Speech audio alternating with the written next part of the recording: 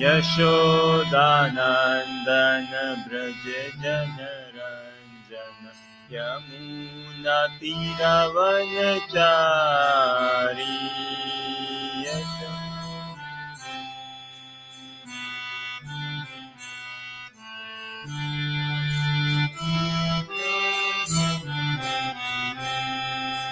जय राधा माधव कुंज बिहारी गोपी जन वल्लभ गिरिवरधारी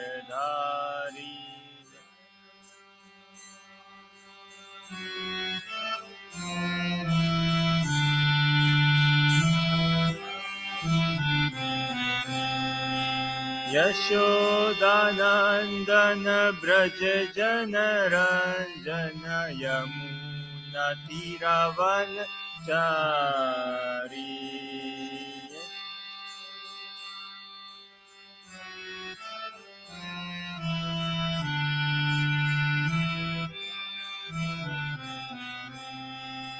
जय राधा माधव कुंज बिहारी गोपी जन Vallabh Girivardhari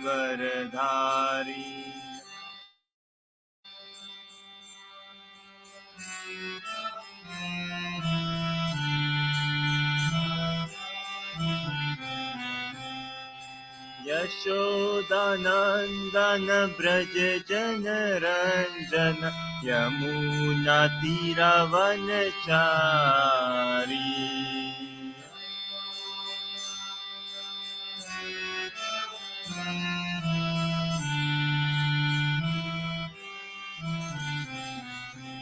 Hare Krishna Krishna Krishna Hare Hare Hare Rama Rama Rama Hare Hare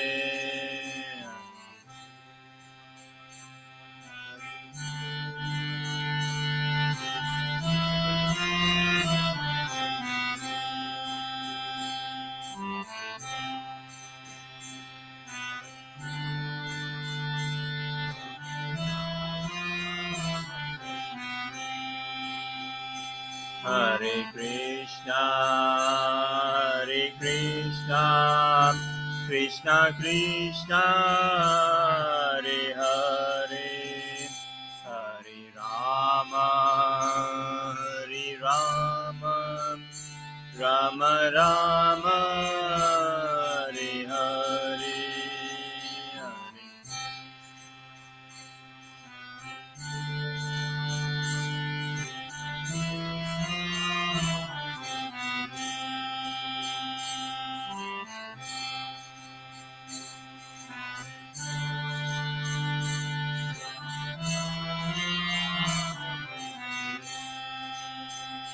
Jaya Gauranitai, Gauranitai, Gauranitai, Jaya Gauranitai, Jaya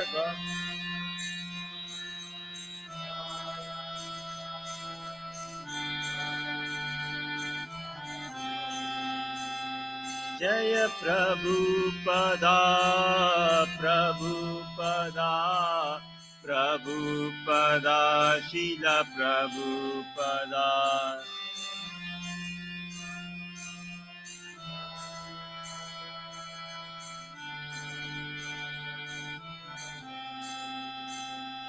Jaya Guru Deva, Guru Deva, Guru Deva, Srila Guru Deva.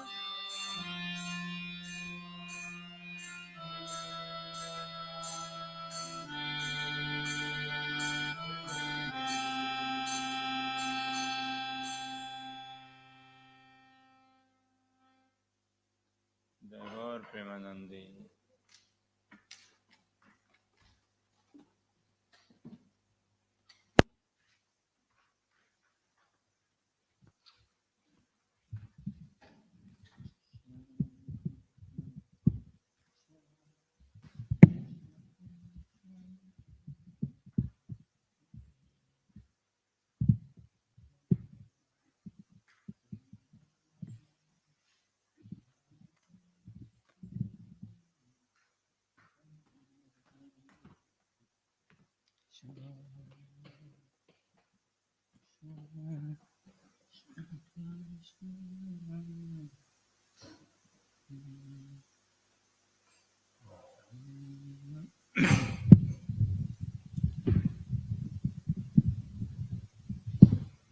Shishikorantai Mayapur Sashi Ki.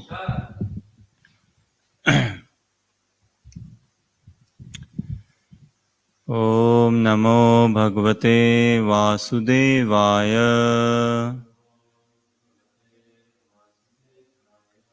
Om Namo Bhagavate Vasudevaya.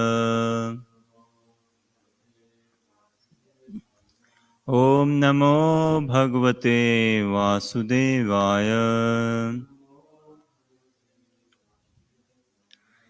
Narayanam Namaskritya Naram Cheva Narottamam Devim Saraswatim Vyasam Tato Jayam Udirayet Nashtaprayeshu Bhadreshu Nityam Bhagavata Sevaya Bhagavati Uttama Shloke Bhaktir Bhavati Neshtiki. Warm welcome everyone. Thank you for joining us in this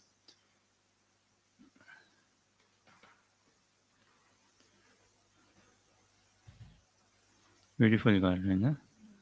Smells so nice.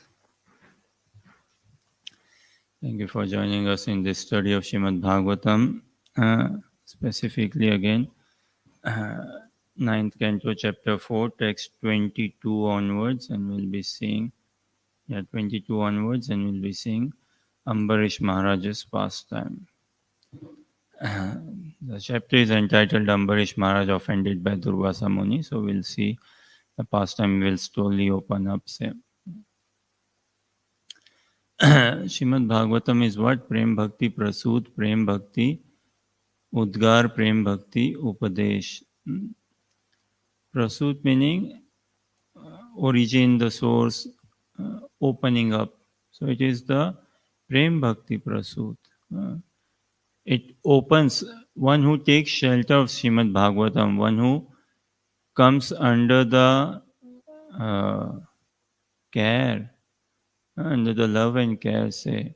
One who holds Srimad Bhagavatam to his heart, to his chest, love will awaken within his heart. Prem Bhakti Prasud, Prem Bhakti Udgar. Love will awaken and one will learn how to glorify as well. It is a fact we can never glorify to our heart's content. We should always strive to, aim to, desire to glorify to our heart's content. Glorifying Srimad Bhagavatam, glorifying devotees, glorifying this such pure, neat Vaishnava culture. We should really hanker to glorify, but we can never glorify to our heart's content. That is Krishna consciousness. So Prem Bhakti Prasud, Prem Bhakti Udgar, this expression of pure love. Bhagavatam, practicing Krishna consciousness, many things will change in our life, as in many things will go ultimately towards transcendence. And one of the thing is our speaking language. The world population 8.45 billion, something around that. How many people, and especially those in male body, most of them in male body, it's a good thing in the society because of, say, womanhood. There is some decency, some culture also in the society. Say, many men around the world, they use abusive language, swearing language, poor, low language. But someone practicing Krishna consciousness and doing japa and all won't use any abusive language or swearing or low language. And anyways, that is not the thing what Krishna consciousness gives. Rather, it gives us this pure language, Prem Bhakti Udgar. Purely to our heart, we won't again to our heart's content, we cannot glorify, but we would want to, as much as our consciousness allows, say, to glorify this message of Srimad Bhagavatam, which is loving, unconditional, unmotivated, loving, devotional service unto Lord Shri Krishna. And whenever we say Krishna, whenever we say Shri Krishna, it is implied, it should be implied, it should be understood us practicing sadhakas. What do we mean? We mean Radha Krishna. Whenever we say Krishna, we mean Radha Krishna only. God is one. God is one. So split in two. Radha Krishna Eka Atma Dui Deha Dhari Anya Anya Vilasane Rasa Swadan Kari. God is the only independent, capable authority. Na? So who can stop God if he wants to split into, say? Who can check? So Srimad Bhagavatam is this Prem Bhakti, Prasud Prem Bhakti, Udgar Prem Bhakti, Updesh. Updesh is highly required for us in life. Updesh meaning instructions. Tremendously needed. We cannot grow in life unless we are given some direction, some instructions. So Srimad Bhagavatam, it gives us, it will shower our heart with love, make our heart blossom with love, take us to the origin of our source, take us to the origin of love altogether, help us glorify, experience love.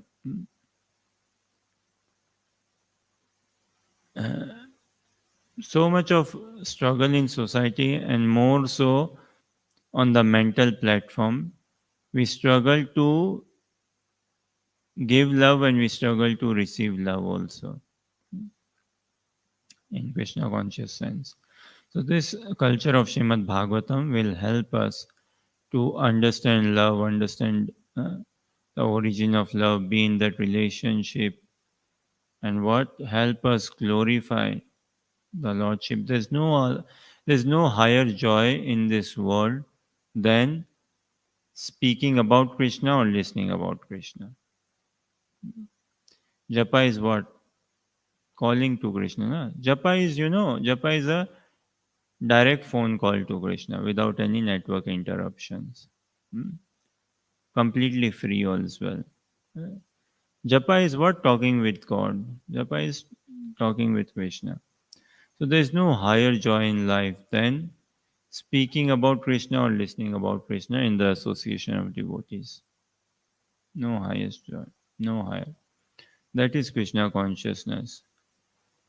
So with this prayer, with this desire, with this mood, aim, aspiration, yearning, longing, somewhat cry, somewhat sincerity, somewhat desire, somewhat intensity, somewhat enthusiasm, somewhat willingness, somewhat keenness, somewhat desperation, somewhat hankering, somewhat prayer. We continue our study of Srimad Bhagavatam. We study the character of Ambarish Maharaj.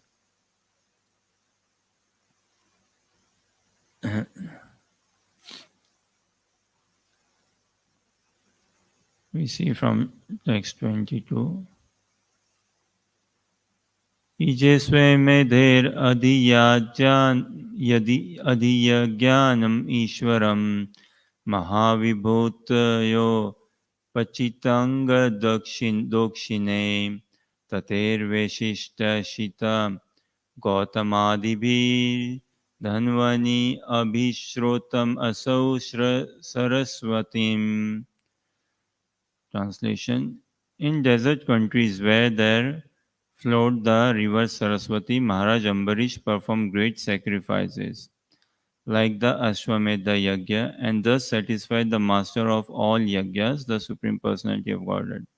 Such sacrifices were performed with great opulence and suitable paraphernalia, and with contributions of dakshina meaning charity, to the Brahmanas, who were supervised by great personalities like Vasishta, Asita, and Gautama, representing the king, the performer of the sacrifices. वैराग्य विद्या निज भक्ति योगा शिक्षार्थमेक पुरुष पुराना श्री कृष्ण चैतन्य शरीर धारी कृपां बुधिर्य तमहं प्रपद्ये मूकं करोति वाचालं पंगुं लंघयते गिरिं यत्कृपातमहं वन्दे श्रीगुरुदीनतारिणम् वाञ्छकल्पतरुभ्यश्च कृपा सिन्धुभ्यैव च पतितनां पावनेभ्यो वैष्णवेभ्यो नमो नमः। जय श्री कृष्ण चैतन्य प्रभु नित्यानंद श्री अद्वैत गदाधर शिवासादि गौर भक्तवृंद। हरे कृष्ण कृष्ण कृष्ण हरे हरे, हरे Ram Ram Ram Hare Hare.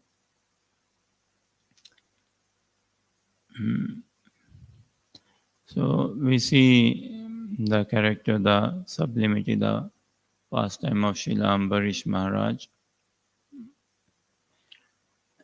So far what we have seen is Ambarish Maharaj, the king of the entire world, and very Krishna conscious king. And as we see, performing austerities.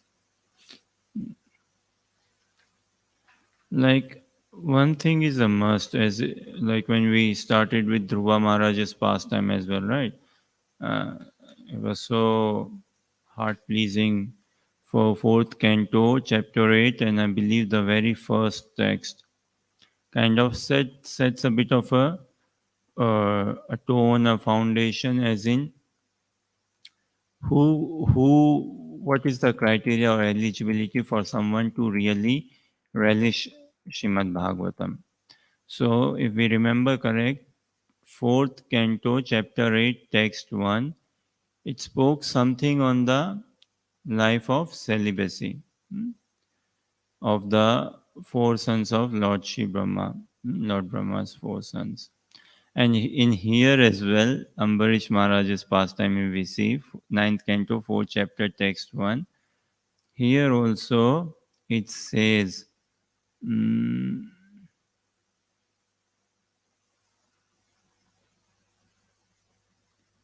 here it says, na, in the shloka it says, Brahmacharinam Agatam. Naistike, perpetual. In the purport we see, na, Brihad Brahmachari Vrata, Brihad Vrata, this big vow. So, someone to really see the pastimes of Lord Shri Krishna, na? Srimad Bhagavatam, they are completely pure. Completely pure. Lord Krishna is completely pure. So, for us also to experience that rasa, that joy, that mellow in practicing Krishna consciousness, we have to become pure. Pure in our thoughts, in our desires, pure in our eyesight, in our vision, definitely must. Two things in good association we can attain. We can attain Krishna na, in good association. What is then left? Nothing is left. And only in good association though. So what two things to help us advance in Krishna consciousness furthermore, or to come to a stage of sanity, or to come to a stage of stability? uh, in our intelligence there should be no fault in our intelligence. We carry a lot of fault in our intelligence, meaning in our thinking and all, very critical minded, very fault minded and all, very judgmental, very ranking, comparing, no good. So what quality in inspiring good association we can aspire, we can pray, we can cry to desire to have this quality of what? Unassuming. If we can live a unassuming life, we'll be very peaceful. What does unassuming mean? Unassuming. If we can live an unassuming life, then we are practicing the philosophy. What does unassuming mean?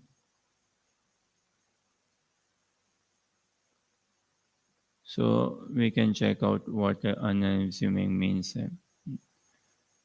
If we can live an unassuming life, that will be like the practical, the living the philosophy.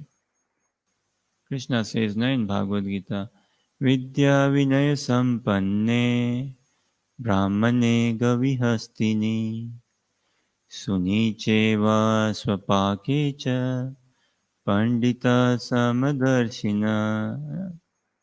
If 18, Krishna says in Bhagavad Gita that a learned man, who is a learned man, who sees everyone with equal vision, be a dog, be a elephant, be a dog eater, be a priest, a brahmana, businessman, whosoever, he sees everyone with equal vision. Treatment, Krishna does not say he treats everyone equally. No, we cannot treat everyone equally. That will be bonkers a bit.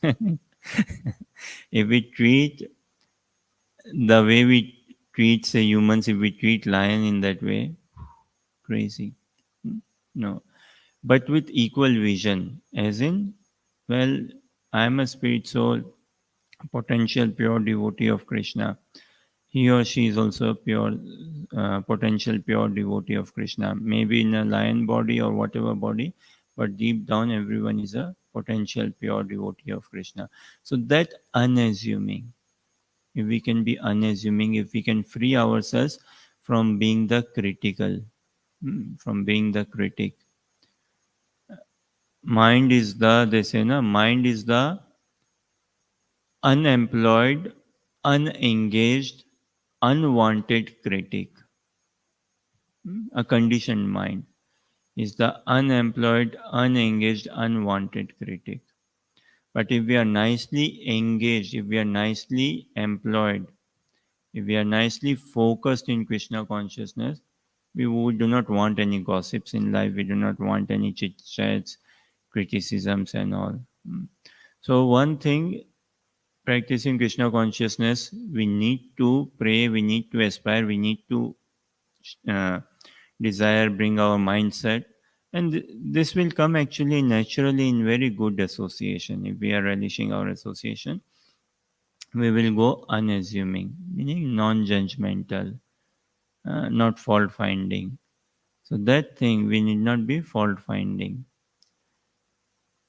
Uh, if at all we have to find fault, it is with ourselves only, not with someone else. It is with ourselves only, which we struggle to do. Another thing is this: in our intelligence, we should be unassuming, non judgmental. That doesn't mean that we do not discriminate. We do discriminate. Krishna says, na, Vidya sees in equal vision. Vision wise equality, but that doesn't mean treatment is the same. So, what? There has to be discrimination. We discriminate between a cow and a tiger. Hmm? So, we discriminate between someone who is envious and someone who is favorable in Krishna consciousness. The treatment has to be different, but in our hearts we should not be holding animosity. So this, how can we be non-judgmental, unassuming in our consciousness, in our intelligence? That is to be learned, or hopefully it comes naturally in good divine association. Another, in our vision. Vision meaning in our eyes also. In our vision, there has to be no this similar lines. In our vision there has to be no this dvesh. Dvesh meaning uh, no envy or no desire to load it over material nature in our vision. See, when we take prasadam, when we see prasadam, we first relish, honor prasadam, or say eat. We first relish, honor through our eyes only. Na? We first see, and then we say, okay, I want more of this, less of that. And as we see, the hunger develops and all. So in our practice, now this seeing has to be purified. This seeing, we should, when we see, we have to come out of this naturally. It has to come out of this tendency of material sense enjoyment, material sense gratification.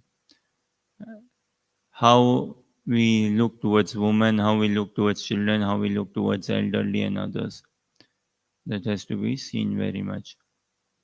And in the natural progression, in the natural elevation, in the natural continuation, say, excellence in our Krishna consciousness, naturally we will become unassuming and naturally we will have this vision that we are not exploitative in our thoughts also. Mm, we are not exploitative. So, point being, who can take on the message of Srimad Bhagavatam? One who is asexual, it is a must. One who is free from sex desire. One has to be free from sex desire. Otherwise, it cannot work. Na? These pastimes are completely pure. And if in my heart I am harboring some, say, lusty desires, if in my heart I am hankering for some name, fame, if in my heart there is any bit of competitiveness, if in my heart there is any bit of this uh, ranking, comparison, any of these things, the two are incompatible. They won't come about. And this is not how we serve Srimad Bhagavatam. A natural relish, a desire has to obtain to see Krishna. And when we are in good association, we will be hungry, hungry for God. That hunger has to be developed. So we have to go asexual, lust free. Our vision has to be, we have to see and aim only and only for the shelter of the divine lotus feet of the divine couple.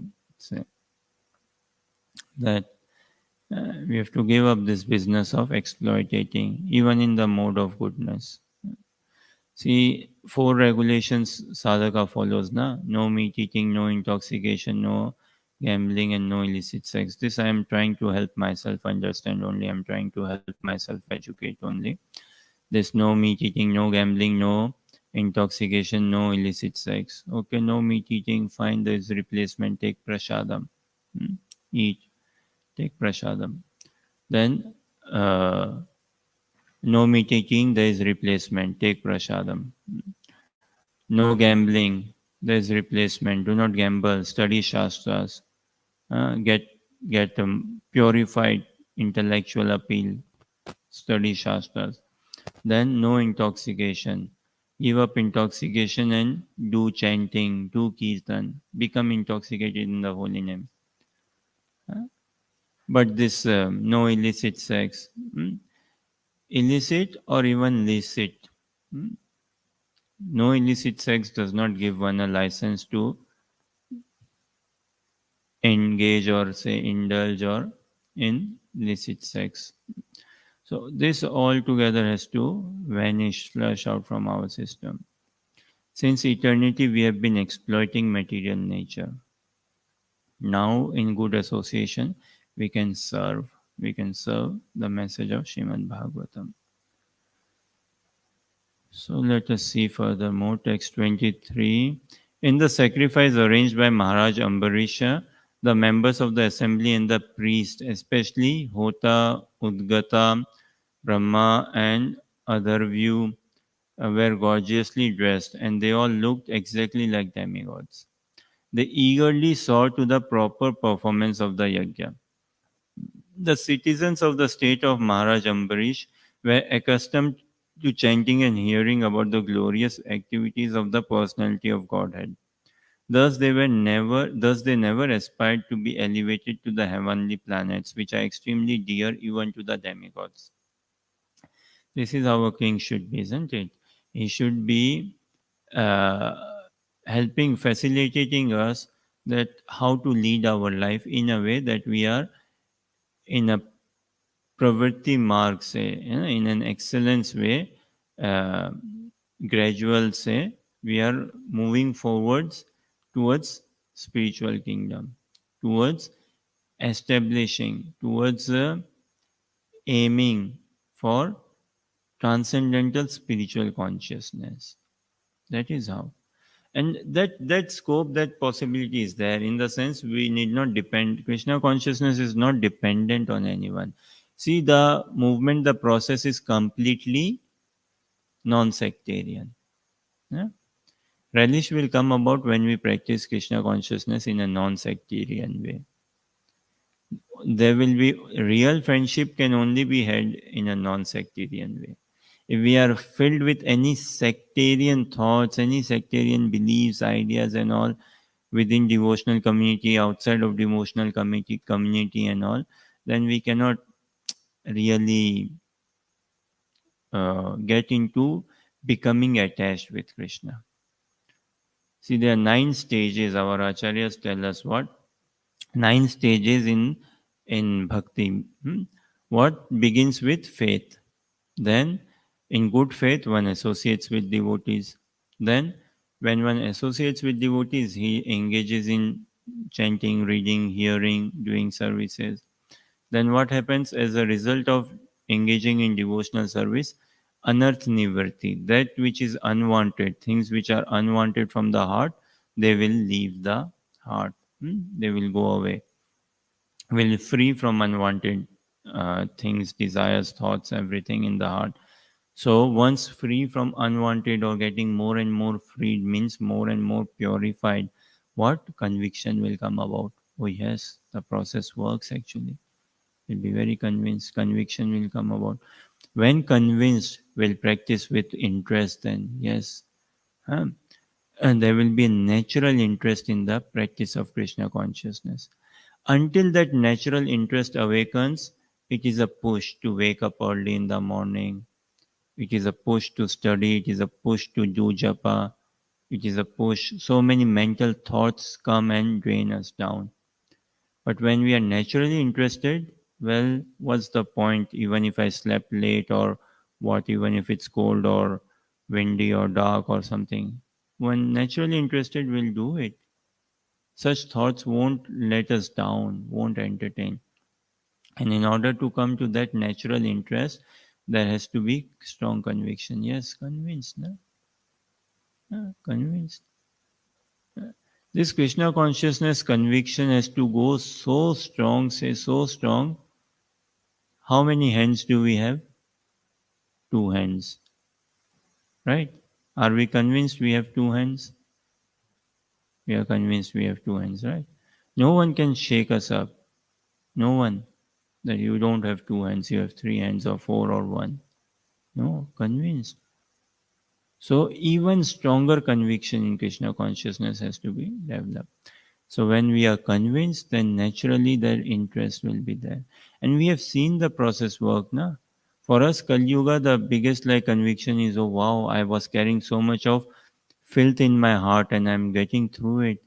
Oh, I've never experienced this joy. I've drank alcohol, I've drank tea, coffee. But when now I'm drinking the holy name, oh, this nectar I've never experienced.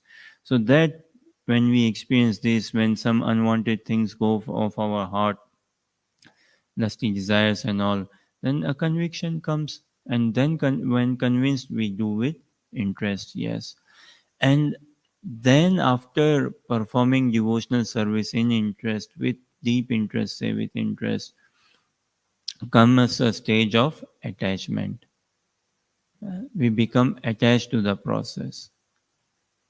Uh, Attachment, and then after attachment comes bhav, emotions, feelings, cry. See. And after emotions, bhav, feelings, cry, sentiments, very deep, very, very deep, comes what?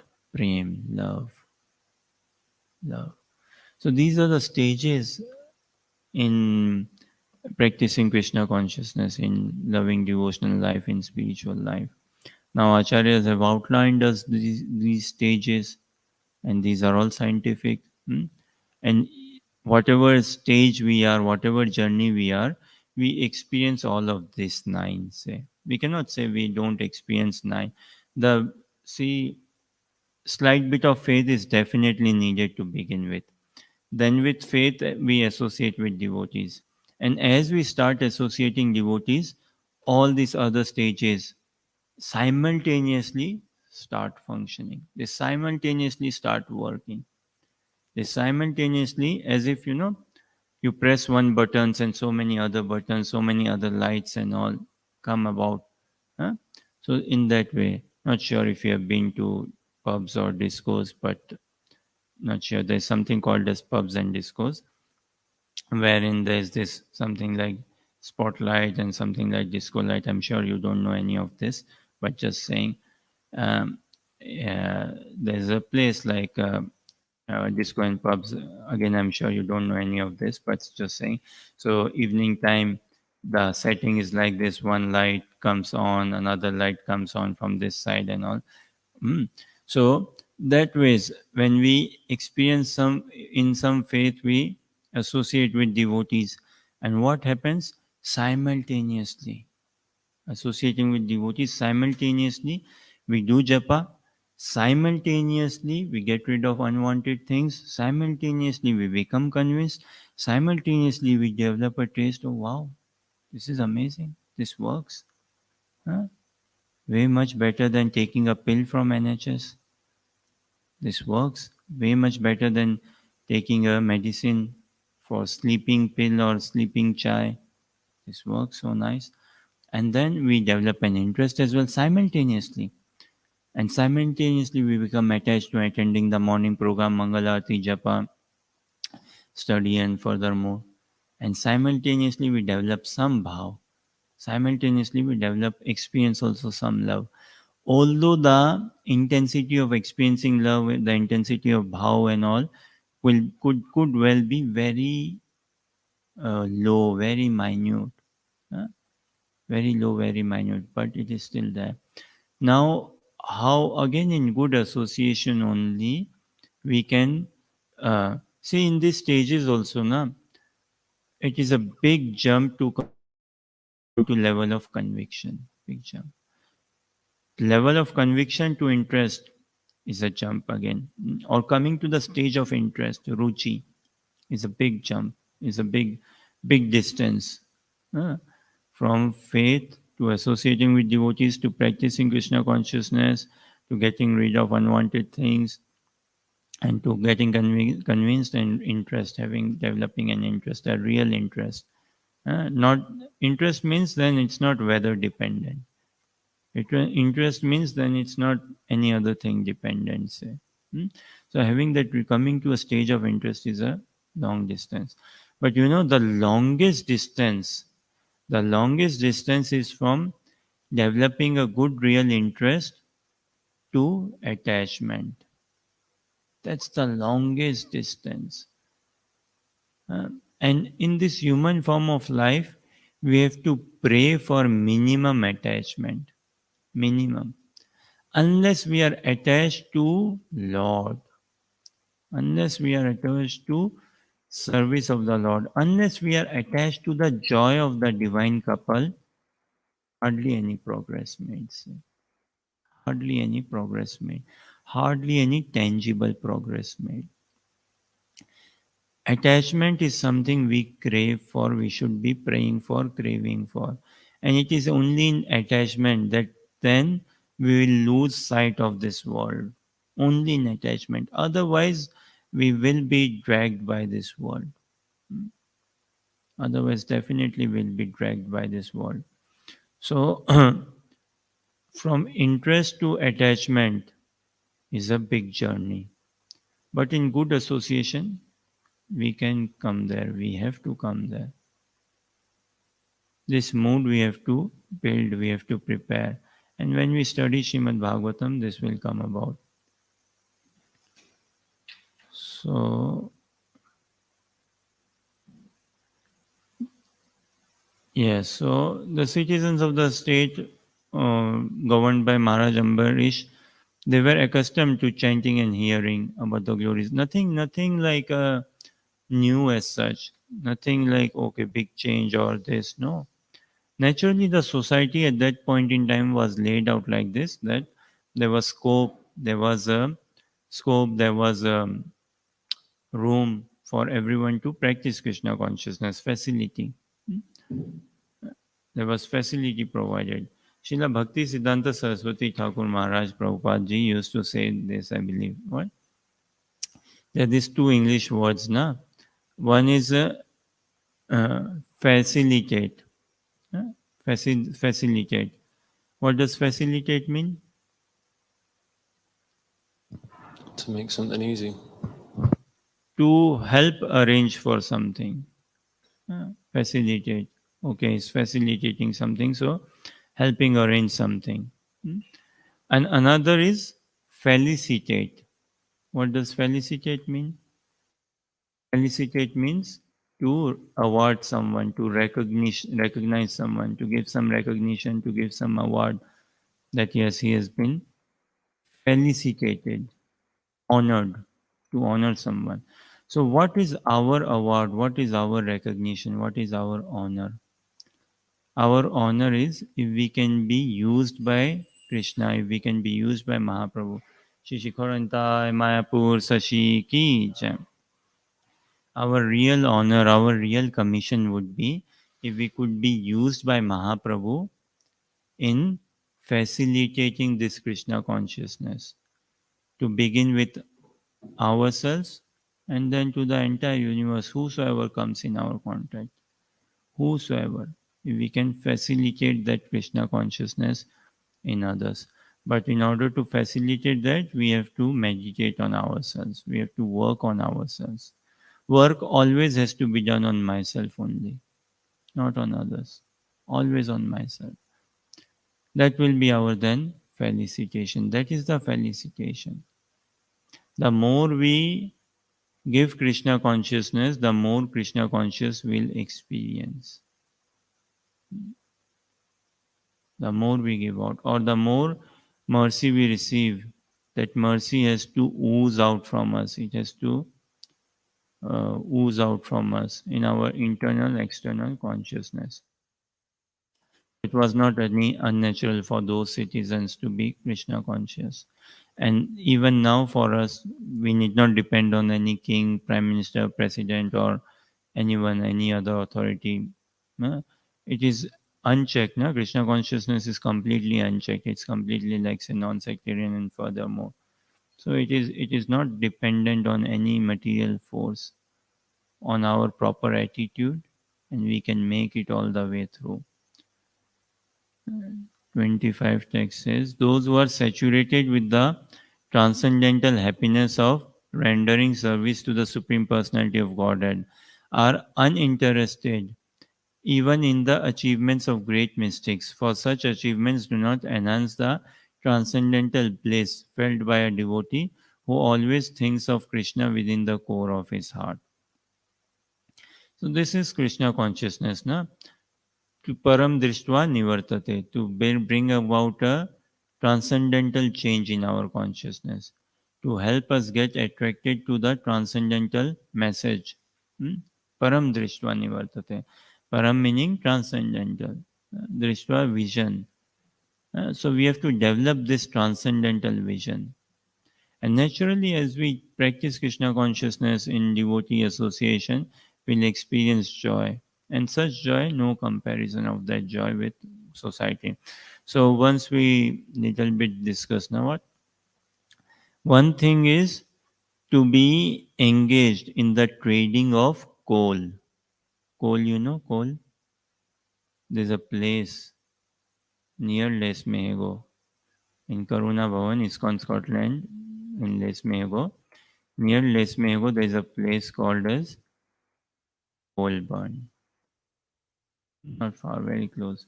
So coal, na? Coal we understand. Charcoal, coal. So one could be engaged in the trading, in the dealing with coal. And another engaged in the trading or dealing with diamond. Which is better? Which is preferred? See, trading with coal also, you have a supplier, you have your retailer, you have your clientage and all. You deal with coal, and you check the prices and all, and what do you get? You get a commission out of it. And someone dealing in diamond, so they also have a supplier, a jewelry shop say and all, and then selling diamond the clientele, and what do we get? Commission. But given a choice, what would we prefer? To deal with coal or to deal with diamond? We have to deal with both. We cannot say that no, neither. We have to because we have to say survive ourselves. No, we'll try to explore a bit more of this. We have to survive, so we have to, like, say, for the sustenance, maintenance of the body, body and soul together, we have to deal. Now question is, either we deal with coal, deal in coal, or deal in diamonds. Some commission we have to take. Which is preferred, dealing in coal or dealing with diamonds?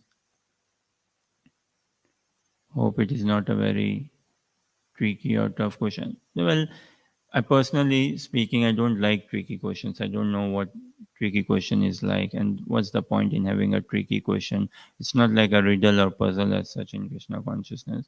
But simple, na? Given a choice, you go for a job. There's a job, okay, coal manager wanted. Another job, diamond manager wanted. Which job would we apply for? Which job would we like to get? Coal manager or diamond manager? Pay could well be the same. Uh, Generally speaking, I believe a rational person would go for diamond manager job, right? See, pay could well be the same, or even say pay is less in diamond. Say just for saying. But Krishna conscious, this working in coal mine and working in a diamond shop, say, or in a diamond factory, which is preferred? Un-Krishna conscious life or societal material life is exactly like working in a coal mine. You know, in England, there's a place, Sheffield. Na? It used to be earlier big coal factory and coal mine. Even now, maybe there's some of that business, perhaps. Working in coal mine, it's dirty, is it not? It's suffocating. It's dark. uh, Hands get dirty. You work in coal mine, hands get dirty. What do you get out of it? Of course, some money for maintenance of body and soul together. Uh, And another side, you work in a diamond shop, a jewelry shop, hmm? A diamond warehouse or a diamond jewelry shop, na? Where, and you work there in that factory, and hands don't get dirty working with diamonds. Hands then don't get dirty.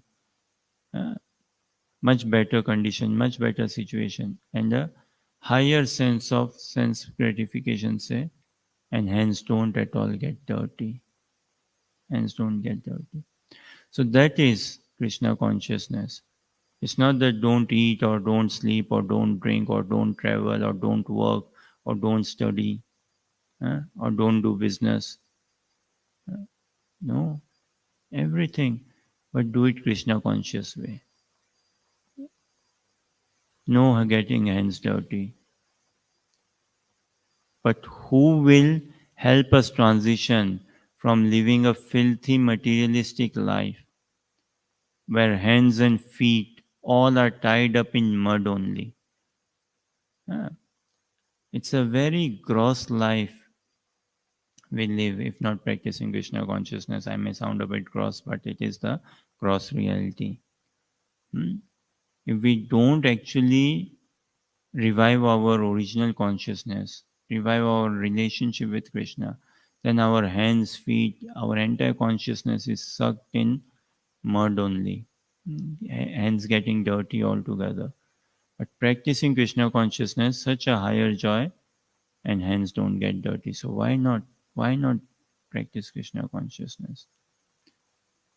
So this is what we see, that those who are saturated with the transcendental happiness of rendering service to the Supreme Personality of Godhead are uninterested even in the achievements of great mystics. Uninterested not just in societal sense gratification, but even in the achievements of great mystics. For such achievements do not enhance the transcendental bliss felt by a devotee who always thinks of Krishna within the core of his heart. That is Krishna consciousness, enabling us to always think of Krishna. Param Drishtva Nivartate.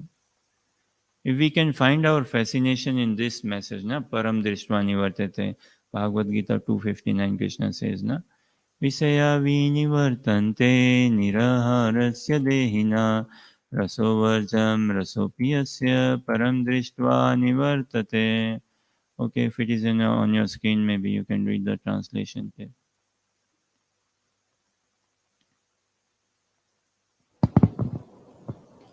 Though the embodied soul may be restricted from sense enjoyment, the taste of a sense object remains. But, seizing such engagements by experiencing a higher taste, he is fixed in consciousness. But, say again, but seizing. But, seizing such engagements by experiencing a higher taste, he is fixed in consciousness. Param Drishtva Nivartate. That is what we aim to. We should be aiming for this only, transcendental vision, transcendental glory, transcendental achievement, transcendental name, fame, transcendental body, transcendental seva, uninterrupted, transcendental realm, transcendental consciousness. Now, these are all, say, may sound just like attributes, but actually they are more than attributes. In Krishna consciousness, God is a person. Krishna is like we were trying to understand some days ago, right? What? Krishna, he is the son of Mother Yashoda. He is the son of Mother Yashoda and Nanda Maharaj, Nanda Baba. He is the friend of his sakhas in Goloka. He is the darling of gopis. So in Vrindavan, Krishna is anything but God. He is the darling of gopis. Who is Krishna? He is the son of Mother Yashoda. And who is God? God is Krishna. Krishna is not God, but God is Krishna. Krishna is not God, but God is Krishna. Who is Krishna? He is the son of Mother Yashoda. He is the darling of gopis. He is the lover of Brajvasis. That mood, that sentiment has to come about. The sooner it comes, that more charm we'll experience in practicing Krishna consciousness. How can Krishna consciousness be any dull, sorrow, morose, or like, okay, I've done enough, been doing for 5 years, 10 years? How can one think like this? Been practicing for 2 years, 5 years, 10 years, read Bhagavatam, read CC, and all. What more, what next? No. If we are in good, inspiring association, never a dull moment in Krishna consciousness. Text 26. The king of this planet, Maharaj Ambarish, thus performed devotional service to the Lord and in this endeavor practiced severe austerity. Always satisfying the Supreme Personality of Godhead by his constitutional activities, he gradually gave up all material desires. Yeah, gradually elevation to Krishna consciousness. Gradually we find our feet in Krishna consciousness. Fair enough, all nice. See, in Krishna consciousness, uh, we have to respect ourselves, we have to respect our others also. So, two things. We have to give space to ourselves and we have to walk at a pace that is suitable or compatible to ourselves. And we should be giving space to others as well and helping them with their pace as well. If we don't give space to ourselves, if we do not give space to others, it will be forced. It will be a forced practice of Krishna consciousness. No good, no good. If I don't give space to myself, if I don't give space to you, It will be a forced practice. No? It will be a pressure based. Then it will be like sentimentalism, or it will be sect based, divide and sort of things and all. Societal mundane based, perhaps some material conditioning coming along. So space is extremely important, and pace also. Pace, at a pace that is compatible enough for my advancement in the current state. And gradually we have to build it up, gradually build it up, gradually build it up altogether. Maharaj Ambarish gave up all attachment to household affairs, wives, children, friends, and relatives, to the best of powerful elephants, to beautiful chariots. Imagine, he's a king, not a king of a small village, king of the entire world. And look, gave up all attachment to household affairs, wives, children, friends, and relatives, to the best of powerful elements, to beautiful chariots, carts, horses, and inexhaustible jewels, and to ornaments, garments, and an inexhaustible treasury. He gave up attachment to all of them, regarding them as temporary and material. If we have to protect something, protect our attachment. We have to protect our attachment. We can advance in Krishna conscious only when we are not too materially engrossed or attached. Otherwise, very difficult. An attachment is such an emotion, it cannot be had simultaneously in two opposing elements. We can never say, oh, I'm attached in Krishna consciousness as well, I'm attached to Krishna and I'm attached to Maya also. Impossible. Attachment is so one pointed, na? Attachment is so focused, so one pointed.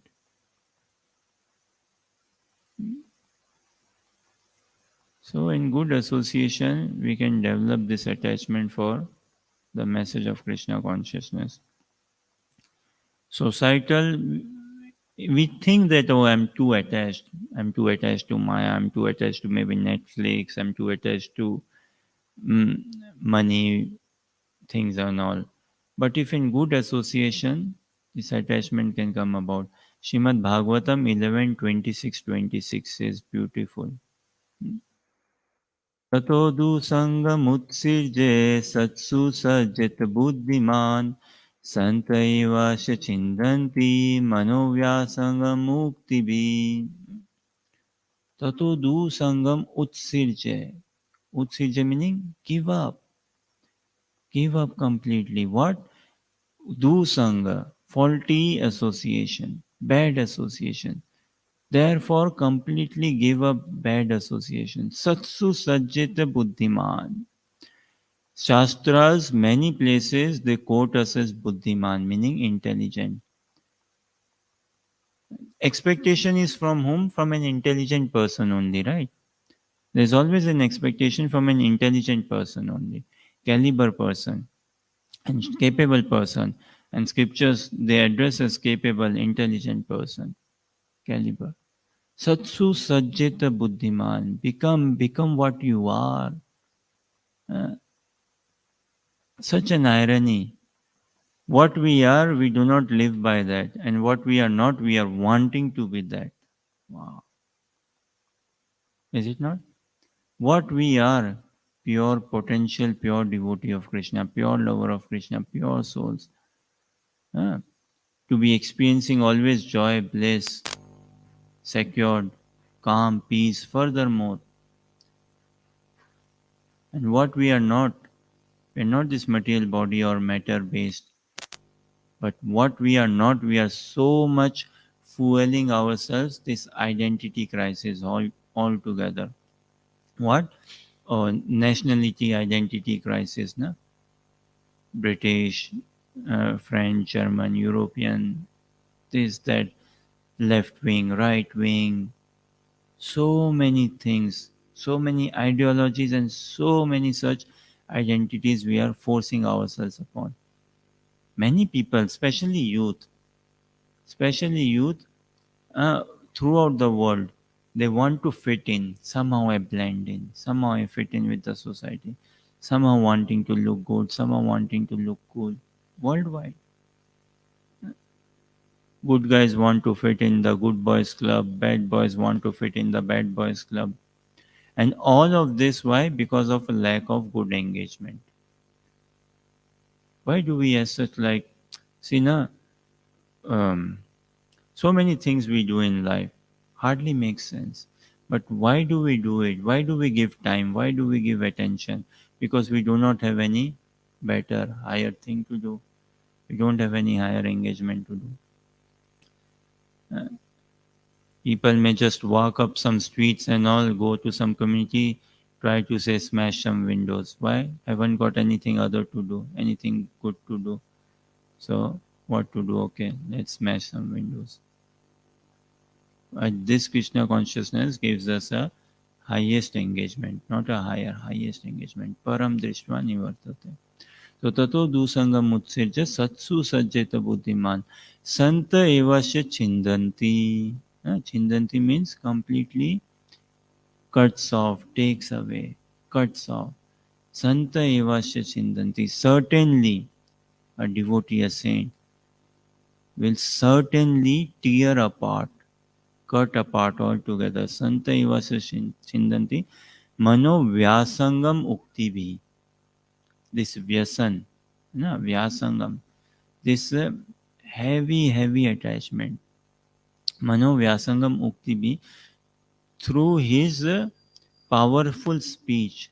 A saint, through his powerful speech, he will cut off the knots of material attachment altogether. If we associate with a devotee. So, this should be our prayer throughout, that Krishna provide me good training, provide me good association. If we are in good association, we are advancing in Krishna consciousness. Without association, no progress in Krishna consciousness. No. So if we can pray that Krishna, I need association, I need help. Now association doesn't mean okay, send me a pool of 100 devotees. When I'm in a camp of 100 devotees, I'm fine. No. Association means what? Becoming attached. Association means becoming attached. Not attached, becoming attached. We associate, na? Association means what? Dedicating ourselves. When we dedicate ourselves, then we are devoted. When we are devoted, then we develop attachment. eh? Then we become attached. Association means becoming attached. What sort of association is that where I am not becoming attached? So, association means having that heartfelt emotion, heartfelt friendship, heartfelt attachment. An attachment, na, it cannot be with many. So, we should pray that every aspiring sadhaka should pray not to become attached to the words of his Siksha Guru, to the words of his Diksha Guru, to the message, to the love, care, concern of his Siksha Guru, Diksha Guru. Being very pleased by the unalloyed devotion of Maharaj Ambarish, the Supreme Personality of Godhead gave the king his disc. Being very pleased by the unalloyed devotion. Unalloyed, na? Unadulterated. Unalloyed means unadulterated or adulterated. not mix. Not mix. Unalloyed, does it mean unadulterated or adulterated? So, being very pleased by the unalloyed devotion of Maharaj Ambarish, the Supreme Personality of Godhead gave the king his disc, which is fearful to enemies and which always protects the devotee from enemies and adversities.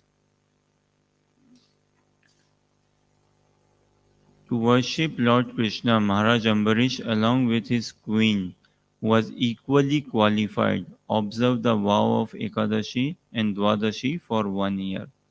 So maybe Pip can read from text 30. Hare Krishna. In the month of Kartik, after observing a vow that vow for 1 year, after observing a fast for 3 nights, and after bathing in the Yamuna, Maharaj Ambarish worshipped the Supreme Personality of Godhead, Hari, in Madhuvan. Following the regulative principles of Mahabhishek, Maharaj Ambarish performed the bathing ceremony for the deity of Lord Krishna with all paraphernalia, and then he dressed the deity with fine clothing, ornaments, fragrant flower garlands, and other paraphernalia for worship of the Lord. With attention and devotion, he worshipped Krishna and all the greatly fortunate Brahmanas who are free from material desires.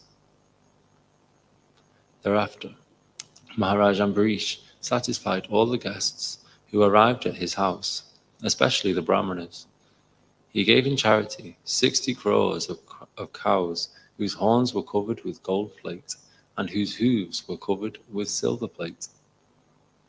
All the cows were well decorated with garments and had full milk bags. They were mild-natured, young and beautiful, and were accompanied by their calves. After giving these cows, the king first sumptuously fed all the Brahmanas, and, when they were fully satisfied, he was about to observe the end of Ekadashi, with their permission, by breaking the fast. Exactly at that time, however, Durvasa Muni, the great and powerful mystic, appeared on the scene as an uninvited guest. Now we are entering the pastime. Okay, read a couple more maybe. After standing up to receive Durvasa Muni, King Ambarish offered him a seat and paraphernalia of worship. Then, sitting at his feet, the king requested the great sage to eat. Durvasa Muni gladly accepted the request of Maharaj Ambarish, but to perform the regulative ritualistic ceremonies, he went to the river Yamuna. There, he dipped into the water of the auspicious Yamuna and meditated upon the impersonal Brahman. In the meantime, only Muhurta of the Dwadashi day was left on which to break the fast. Consequently, it was imperative that the fast be broken immediately. In this dangerous situation, the king consulted learned Brahmanas. So now we have entered the pastime, I would say.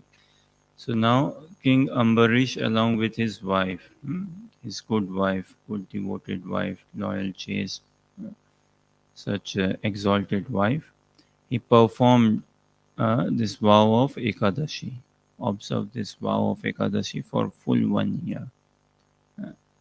And in the month of Kartik, which is coming soon, after observing, it says that vow for 1 year, after observing a fast for 3 nights, and after bathing in Yamuna, Maharaj Ambarisha worshipped the Supreme Personality of Godhead in Madhuban, Vrindavan, one of the forests there. And then he did the Abhishek, he dressed the deities, arranged for prasadam, everything, gave charity to the Brahmanas, him and his wife. After 1 year of practicing Ekadashi, observing the fast of Ekadashi, and on Dwadashi, it says text 35, right? That he was about to observe the end of Ekadashi, seeking the permission of the Vaishnavas, of the Brahmanas, by breaking the fast. First of all, he satisfied all the guests who arrived. He gave charity, everything, and then he was about to break the fast. He was about to break the fast. Now see,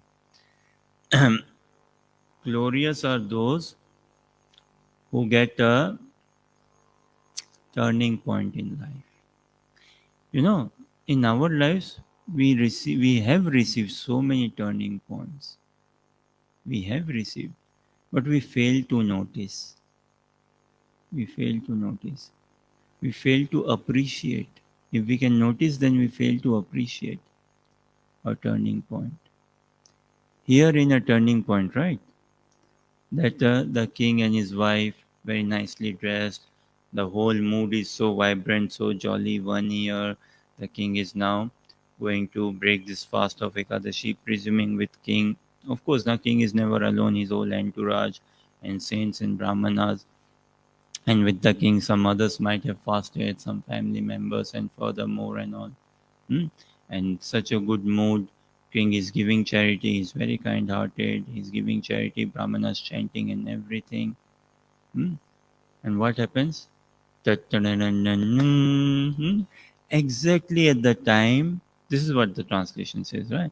He was about to observe the end of Ekadashi with their permission by breaking the fast. Exactly at that time, however, exactly at that time, however, Durvasa Muni, the great and powerful mystic, appeared on the scene as an uninvited guest.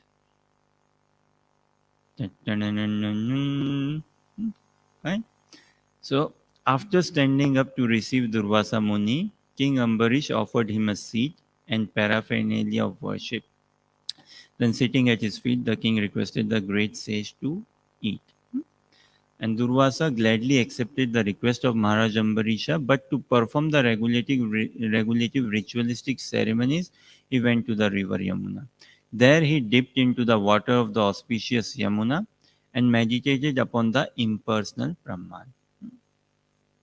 So let us pause a bit here uh, and see.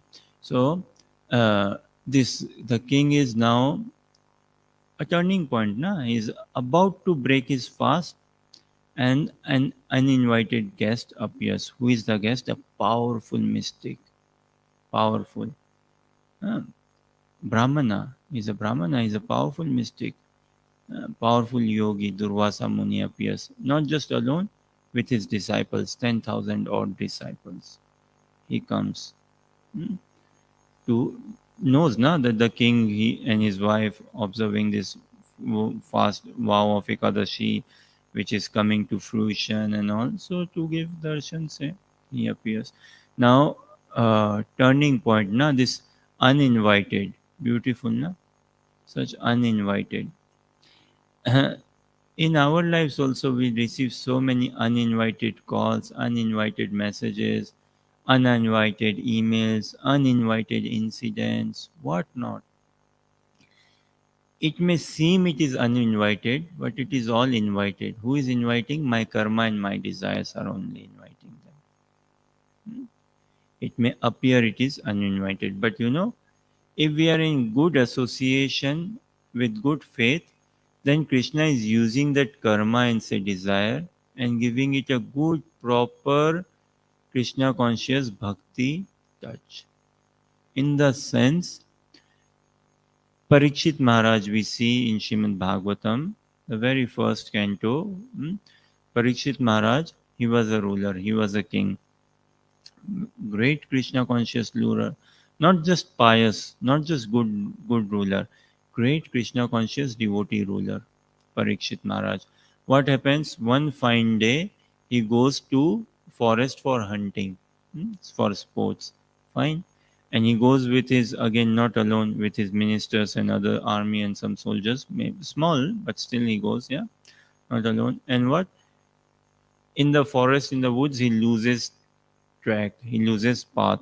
He separates with them, he gets separated from them. Fine. Furthermore, it's daytime and he starts feeling very thirsty. He starts feeling very thirsty. Now, in this thirst, he goes, he sees some ashram there. He goes to one of the ashram. And a sage in sitting in the ashram, he's in sadhana, in deep meditation. He's in, say, in trance, eyes closed, very still body, still consciousness, still mind. And the king is there. And the king is thinking, what is this? I have come to your ashram and look at this sage. He is doing a mockery, or he's trying to show himself off. He's doing a show off that I'm such a big sage, I'm such a great sage, I'm so saintly. Hmm. look at my meditation, look at my sadhana. He's not seeing that I am the king, king of the entire universe, king of the entire world. I give you shelter, I give you protection, everything. I have come here, I'm so thirsty, but there is no proper welcome, there is no proper treatment. This Brahmana, he has lost his culture. What does the king do? He sees a dead snake there. In ashram, in forest and all, no big deal having a dead snake there. He sees a dead snake there. What does he do? That this sage, Ramana, so far he has been garlanded. Throughout his life, say he has been garlanded. He again needs to be garlanded. Parikshit Maharaj thinks like that. He again needs to be garlanded. He's used to garland, na? So he needs to be garlanded. What does he do? He picks that dead snake and garlands that dead snake on the sage. That Mr. Sage, you are used to garlands, now you like garlands, take this garland. This is the appropriate proper garland. Of course, he did not say any of this, but this I am trying to help myself say. There could be these thoughts are coming or this situation. No? So he garlands that sage with that dead snake. Now the sage doesn't get disturbed. He's still in his tapasya. He's still in remembering Lord Shri Krishna in the impersonal Brahman meditation. Shri Shikharantai Mayapur Sashi Ki.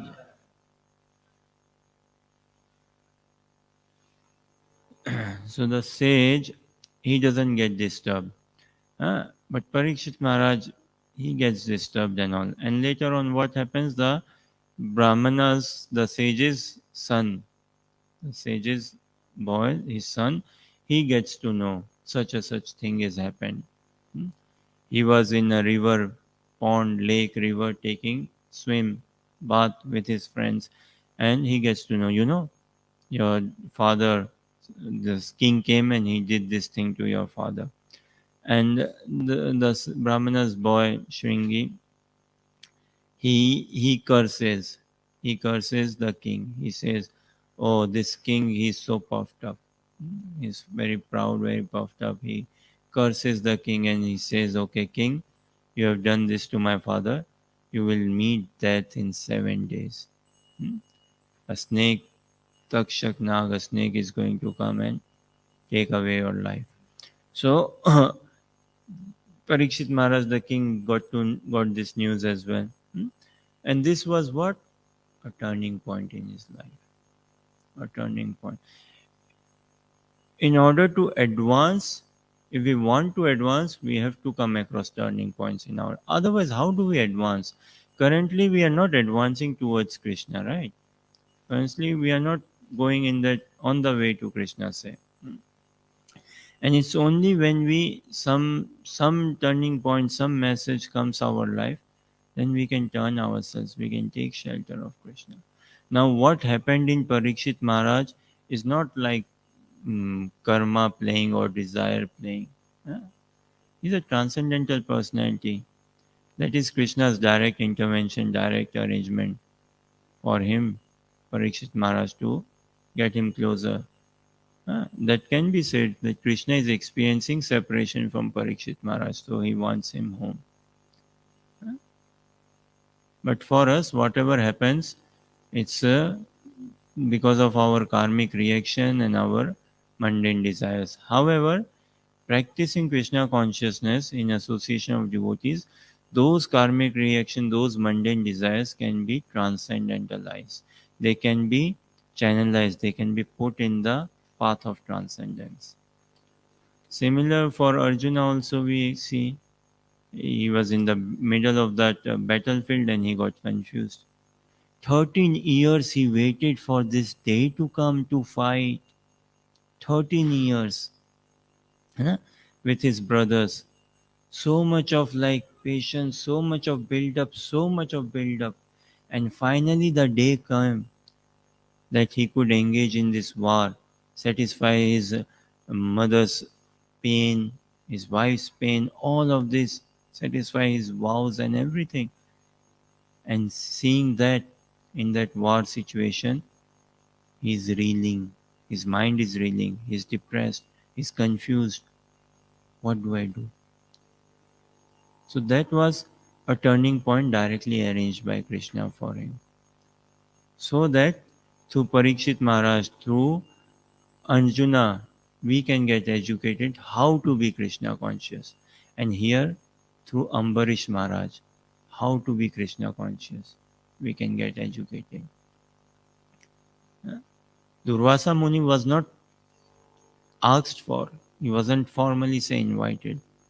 Although a sadhu, a brahmana as such, we'll see sadhu or what, but we'll see. A brahmana as such doesn't need an invitation. But it says, na, the great soul, the great and powerful mystic appeared on the scene as an uninvited guest. And that is when when reality strikes, we get to know ourselves, how Krishna conscious we are, how much Krishna conscious we are. How long does it take us to get angry? Just at the flip of a finger, snap of a finger. Yeah, how long does it take us to get upset? How long does it take us to get disturbed? We might have such a great morning program the whole day, evening time, something slightly salty prasadam might get angry. No, there could be something. No? How long does it take? No? So when reality strikes, so if Krishna consciousness is very internal, uh, change has to be internal, change has to be for oneself, within oneself. So herein, after 1 year of practicing, observing this vow of Ekadashi, now everyone assembled, him and his wife, wanting, desiring to break this fast, and having entertained the Brahmanas, given them gifts in charity, chanting hymns, everything going on. Here comes Durvasa Muni with his band of thousand and thousand odd disciples. And the king receives him very nicely, offered him a seat and paraphernalia of worship, and says, kindly honor Prasadam. Durvasa Muni says, yes, we'll honor, thank you. But first, we'll do our Gayatri, we'll do our noon time Gayatri. So for doing that, first we'll go in Yamuna river, Mother Yamuna, and we'll in Yamuna river, we'll take a bath, and then after our Gayatri is done, we'll come and take Prasad. Now, king, he's not giving a lesson to to the Brahmana. Na? He could have well said to the Brahmana, right, that Mr. Brahmana, your Gayatri and all this you are doing, I have a fast to break here. Can you adjust? Can you? It's not a good culture. It's not a good etiquette to give instruction to a Brahmana as such. Na? Look, the king, how humble he is. He's the king, so Krishna conscious. But he's not like, he's maintaining that culture and etiquette. Na? He could have easily said something. He could have instructed. Many times in life we see that we end up becoming an instructor only. This is wrong, this is right, you should do like this, you shouldn't do like that. Entire life may become, practicing Krishna consciousness, what? We end up becoming just instructors. And sometimes unwanted instructors. Huh? Sometimes we just take on this position that I am your mentor, guide, this and that, whatnot. Hmm. You should do the sadhana like this, you should do sadhana like that, furthermore, and all whatnot. So let us read a couple more actually and see more. So 438 says, in the meantime, only a Muhurat of the Dwadasi day was left on which to break the fast. Just moments say. Consequently, it was imperative that the fast be broken immediately. Muhurat, na? Just now. In this dangerous situation, the king consulted learned Brahmanas. Blessed are those who have sages round their corner. Who do we have round the corner? Chat GPT.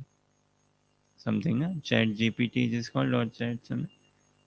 Google say or something. But the king, he consulted the Brahmanas. He had Brahmanas there, and what to do in this situation. The king said, To transgress the laws of respectful behavior toward the Brahmanas is certainly a great offense. He did not transgress this law of educating the Brahmana. He in his heart he thought himself, what? Oh, I am a Kshatriya, I am a king. Uh, and his Brahmana is so elevated. How can I give him any moral lesson? No. So to transgress the laws of respectful behavior toward the Brahmanas is certainly a great offense. On the other hand, if one does not observe the breaking of the fast within the time of Dwadashi, there is a flaw in one's observance of the vow. Therefore, O Brahmanas, if you think that it will be auspicious and not irreligious, I shall break the fast by drinking water. In this way, after consulting with the Brahmanas, the king reached this decision, for according to the Brahminical opinion, drinking water may be accepted as eating and also as not eating. O best of the Kuru dynasty, after he drank some water, King Ambarish, meditating upon the Supreme Personality of Godhead within his heart, waited for the return of the great mystic Durvasa Muni. After executing the ritualistic ceremonies to be performed at noon, Durvasa returned from the bank of the Yamuna. Dun, dun, dun, dun, dun, dun. The king received him well, offering all respects, but this is a big but, by the way. But Durvasa Muni, by his mystic power, could understand that King Ambarish had drunk water without his permission. Da, da, da, da, da, da. Still hungry, Durvasa Muni, his body trembling, his face curved and his eyebrows crooked in a frown, angrily spoke as follows to King Ambarish, who stood before him with folded hands. Who stood before him with folded hands. Alas, just see the behavior of this cruel man. This is, by the way, Durvasa Muni. Muni, na? Durvasa Muni, this sage. Uh, uh, Speaking to the king. Alas, just see the behavior of this cruel man. He is not a devotee of Lord Vishnu. Being proud of his material opulence and his position, he considers himself God. Just see how he has transgressed the laws of religion. Maharaj Ambarisha, you have invited me to eat as a guest, but instead of feeding me, you yourself have eaten first. Because of your misbehavior, I shall show you something to punish you. So let us do some kirtan now. Let's not go more what Durvasa Muni is saying. And let's see tomorrow what he has got to show. He says, "Na, I shall show you something to punish you." So let's not go so much. I think we have entered into the pastime. We understand Ambarish Maharaj practiced this vow of Ekadashi with his good wife and others say for one full year, and respecting the Brahmanas, he is giving charity to the Brahmanas. He is wanting to honor this vow of Ekadashi, not break fast because of hunger or something, or to respect Ekadashi, to respect the vow of Ekadashi. And at that time, on that moment, at that scene, a sage named as Durvasa Muni appears, uninvited. Uh, uh, exactly at that time appears. He was about to observe the end of Ekadashi.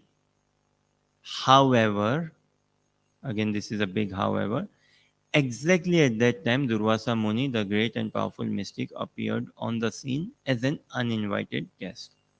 And then further on, uh, this is what the Muni has assumed or is saying, thinking and saying that just see the behavior of this cruel man. The Muni is referring to King Ambarish. Just see the behavior of this cruel man.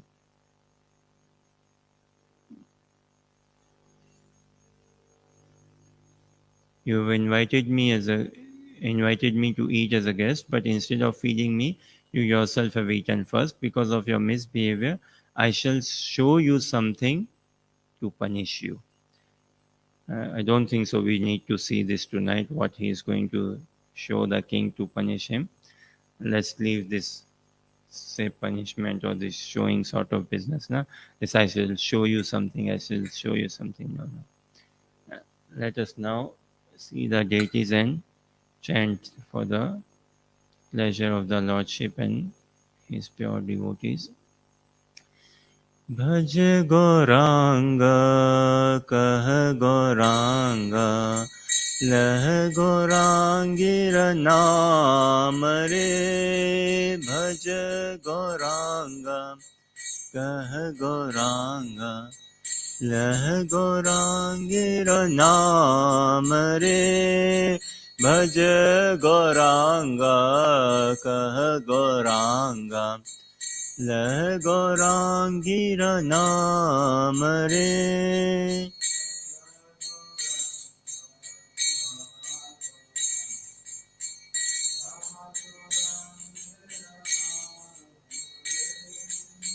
जय जना गौरांग भजे से होय अमर प्राण रे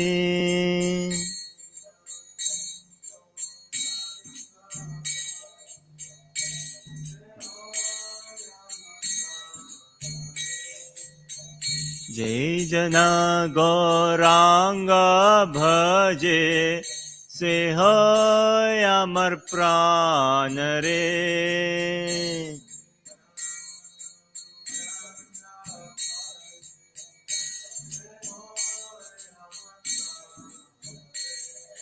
भज गौरांग कह गौरांग लह गौरांगिर नाम रे भज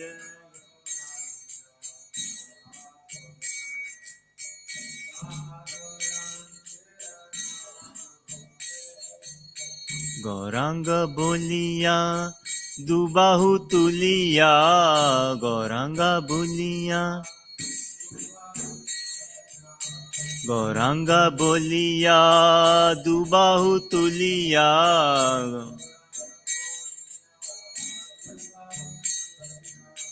नाचिया नाचिया बेड़ाओ रे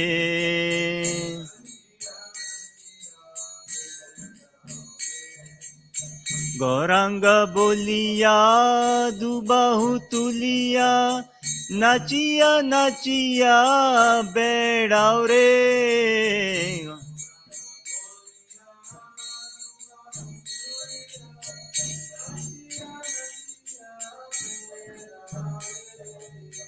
गौरांग बोलिया दुबाहु तुलिया नाचिया नाचिया बेड़ाओ रे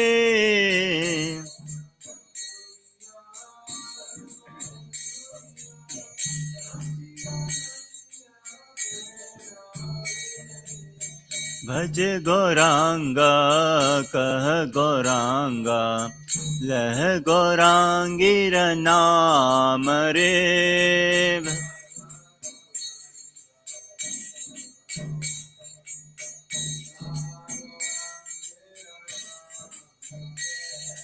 भज गौरांग कह गौरांग लह गौरांगिर नाम रे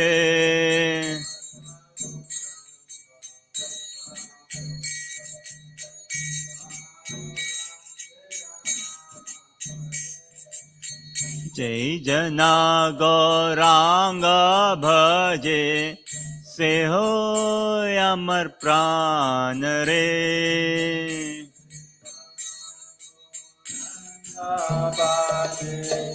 से होय अमर प्राण रे गौरांग भजिले गौरांग जपिले गौरांग भजिले गौरांग जपिले गौरांग भजिले गौरांग जपिले गौरांग भजिले गौरांग जपिले दुख दुखेरा अवसान रे दुखेरा अवसान रे गौरांग भजिले गौरांग जपिले है दुखेरा अवसान रे गौरांग भजिले गौरांग जपिले है दुखेरा अवसान रे गौरांग भजिले गौरांग जपिले है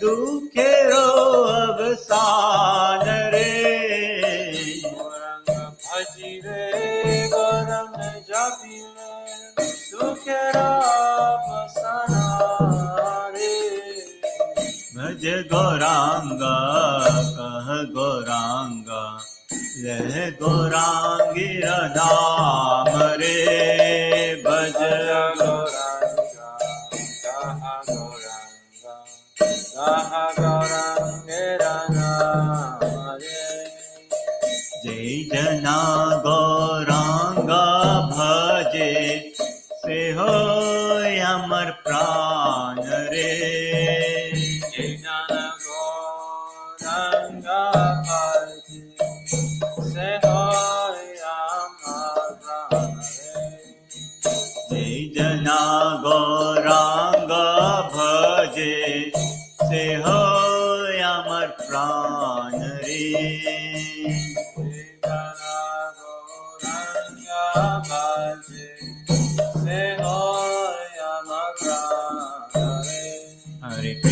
Hare Krishna, Krishna Krishna, Hare Hare, Hare Rama, Rama Rama, Hare Hare. Hare Krishna, Krishna Krishna, Hare Hare, Hare Rama, Rama Rama, Hare Hare.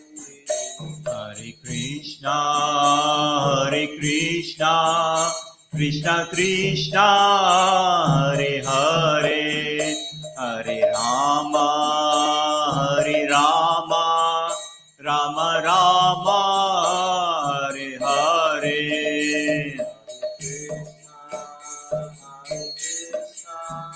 Krishna Krishna, Hare Hare, Hare Rama, Rama Rama, Hare Hare. Hare Krishna, Krishna Krishna, Hare Hare, Hare Rama, Rama Rama, Hare Hare. Hare Krishna, Krishna Krishna, Hare Hare, Hare Rama, Rama Rama, Hare Hare. Hare Krishna, Krishna Krishna, Hare Hare, Hare Rama, Rama Rama, Hare Hare. Hare Krishna, Krishna Krishna, Hare Hare, Hare Rama, Rama Rama, Hare Hare. Hare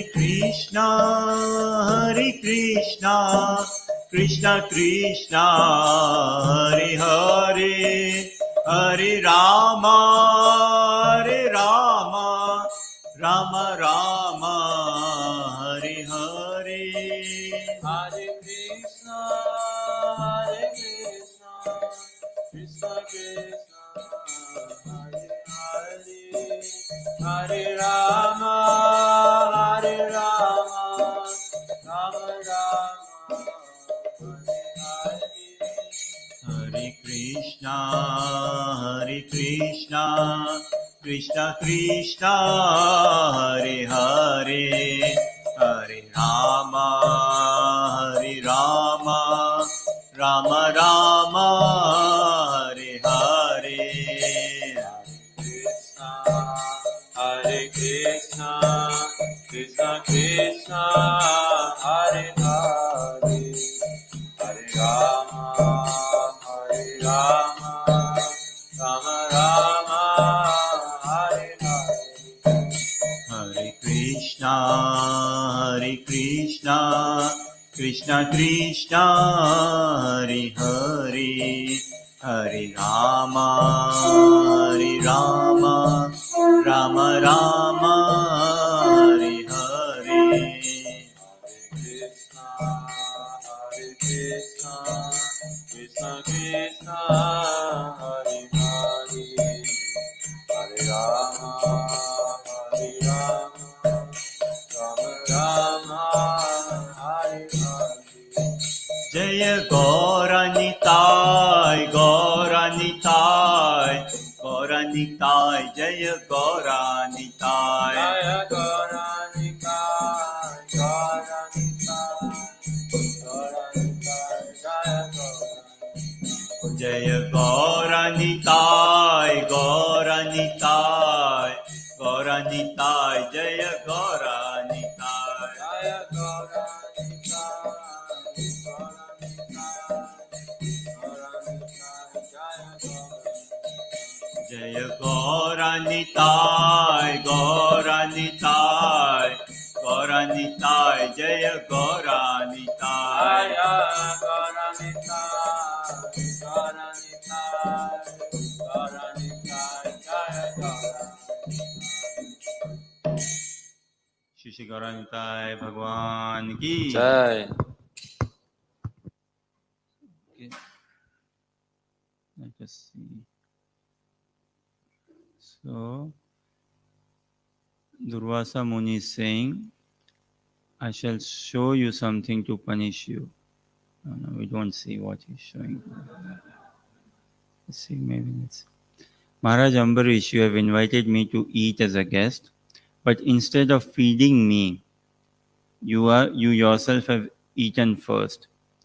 Because of your misbehavior, I shall show you something to punish me.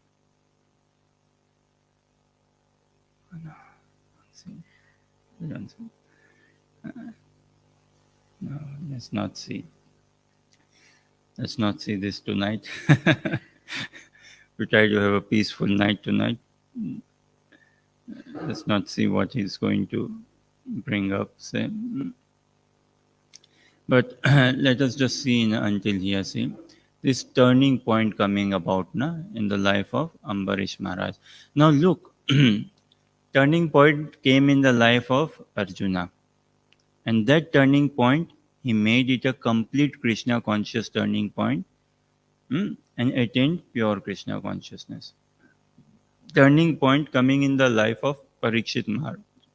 That turning point, he made it a complete Krishna conscious turning point and attained perfection, pure Krishna consciousness.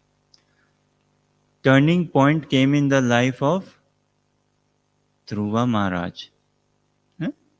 Turning point came in the life of Dhruva Maharaj as well, when he was spoken very insulting, harsh, cutting words by whom? By his stepmother.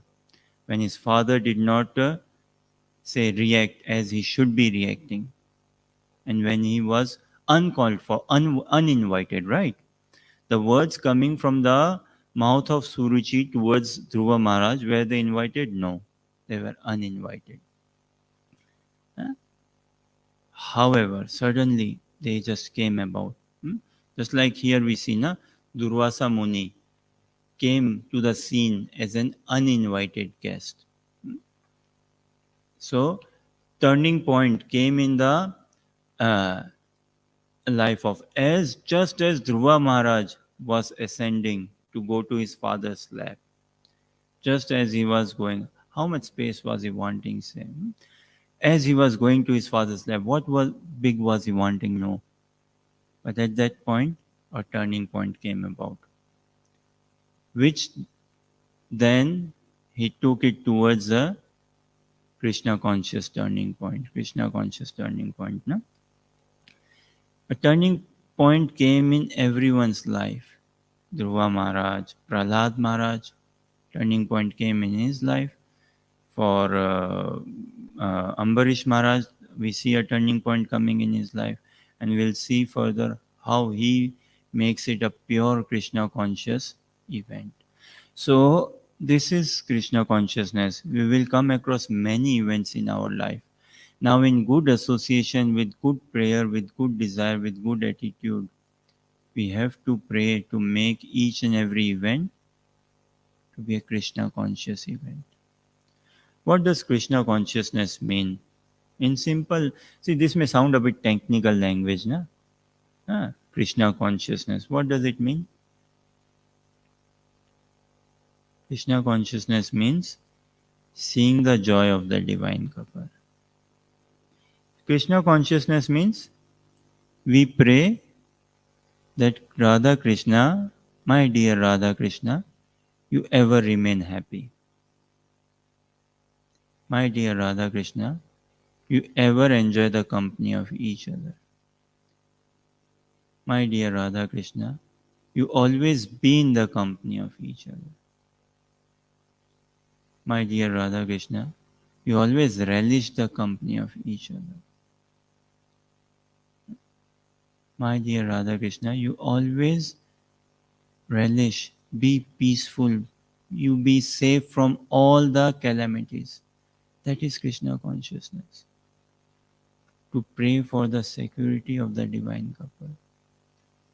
That is Krishna consciousness. To look for the joy of the divine couple. To make them happy. It's not that they are not happy, but somehow if I can be a facilitator, if Guru Maharaj can use me as a facilitator, Yog Maya, if she can see us, see, Yog Maya is seeing us from high up in the sky, who are acting as facilitators and who are wanting to be felicitators. Those who are wanting to be felicitators, okay, you stay here only. You are after name, fame and all, you stay here, continue. Shishikorantai, Mayapur, Sashi ki Jam. But those who are after facilitating, facilitating more and more Krishna conscious opening, then Yog Maya can pick. Yes, you have got the message, you have got the attitude, you have got the what is required. So come, can you help in the facilitating the meeting of the divine couple? That is Krishna consciousness. So Krishna consciousness means what? Seeing the joy of Guru and Gaura, seeing the blessedness of Guru and Gaura, seeing their beauty, experiencing, relishing, admiring, cherishing. That is Krishna consciousness. That expressing our love, the joy of loving someone, the joy of giving to someone. Such a joy that we give ourselves to someone. The joy of losing our heart to someone. The joy of giving ourselves to someone. So the joy of giving ourselves to Krishna, that is Krishna consciousness. Now Ambarish Maharaj, turning point has come in his life, right? For us also, we get so many turning points, but because of, we have faith, but if you don't mind me saying, because of lack of good inspiring association, that faith does not fructify fully. And then where do we go? We turn towards self-help books maybe. They help, but they don't tell us who the self is. How can they help then? No? If we don't know who am I, what best help can I be given? If someone doesn't tell me you are a spirit soul, you are not this body, you are not this material body, you are not this mind also. You are a spiritual identity, spiritual being, spiritual entity. You have a loving relationship with Radha Krishna. You are Radha Krishna's. That has to be understood. Then help can be there. Hmm? So there are many. The world, na world is full of instructors, educators, friends, family members. You see, oh, I tell you something. You do this, you do that. And in West, it works in a subtle way. In West, no one gives instructions or teachings as such. It perhaps works in a subtle way. In India, it works more in a direct way. Say. So there are many who are wanting to help us, but they don't tell us who you are. But take all this help. Well, first tell me who am I, then give help. And there are others, some who actually tell us who you are, but they don't help us in the service of the divine couple. Meaning what? You are light, you are hope, you are valuable, you are precious, you are spirit self, you are self effulgent, you are divine, you are light, you are all of this, but they don't help us in serving the divine couple. But Bhagavatam, it satisfies everything. Bhagavatam so sweetly satisfies everything. So turning point has come in Ambarish Maharaj's life we see here. It comes in everyone's life, in our lives as well, maybe big or small, but it does come. And every event is a good event. We have to realize this. Every event is a good event. Rather, every event is a Krishna conscious event, or can be a Krishna conscious event, or has to be made a Krishna conscious event. Otherwise we will be stuck with good, bad, good, bad, good, bad. This is good, this is bad, this is or right and wrong, right and wrong. This is right, this is wrong, this is right, written. It's better if we see things as event, not as such good, bad, perhaps, or right, wrong. And if we can dovetail our consciousness that yes, this is a Krishna conscious event. Every event is a Krishna conscious event. Every event is there to lead us onto the track of Krishna consciousness. Gradually, here we read a few verses ago that Maharaj Ambarish gradually performed devotional service and scaled it up, scaled it up, scaled it up. Likewise, we have to scale up each and every event, giving a direction towards Krishna conscious event until we come to a stage of attachment wherein it becomes an absolute Krishna conscious event for us. So with this mood, with this desire, with this prayer, seeking your blessings, we give our attempt to studying Srimad Bhagavatam a rest here. We'll continue tomorrow. ग्रंथराज Shrimad Bhagavatam Mahapuran की जय, श्रील प्रभुपाद की जय, निताय गौर प्रेमानंदी, हरि हरि बोल। Bhakti Prabhu ki jai.